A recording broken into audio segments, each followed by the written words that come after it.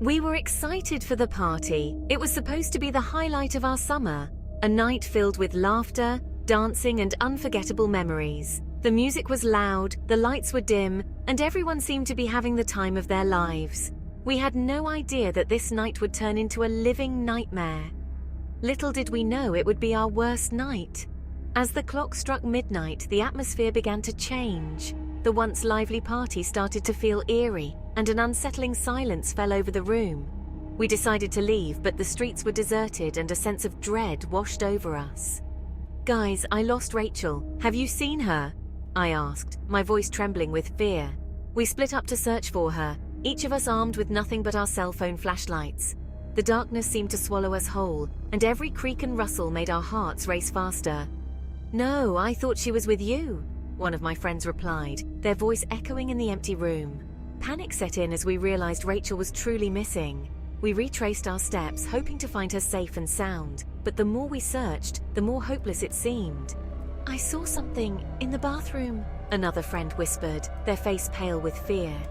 We cautiously approached the bathroom, the flickering lights casting ominous shadows on the walls.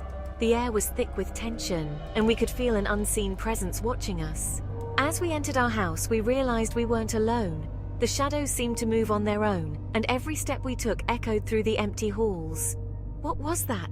someone whispered, their voice barely audible over the pounding of our hearts. We were no longer sure if we were alone or if something sinister was lurking in the darkness.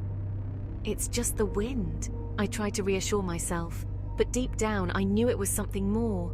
The wind howled outside, making the trees sway and the curtains flutter, but the feeling of being watched never left us, and we couldn't shake the sense of impending doom.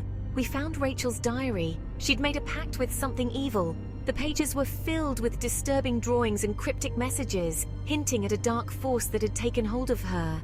We read her desperate words, realizing too late the extent of her suffering and the danger we were all in. "I wanted to be popular and loved," Rachel had written. Her loneliness and desire for acceptance had driven her to make a deal with a malevolent entity. She believed it would grant her the popularity she craved, but instead it had consumed her, leaving her a shell of her former self. It was too late. The entity had taken over. Rachel was no longer the friend we knew. She had become something else entirely.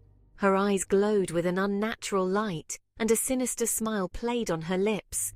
We could feel the darkness closing in, and we knew we had to act fast if we wanted to survive. The girls are attacked and possessed one by one. The entity moved swiftly, taking over each of us with terrifying ease. We fought back, but our efforts were in vain.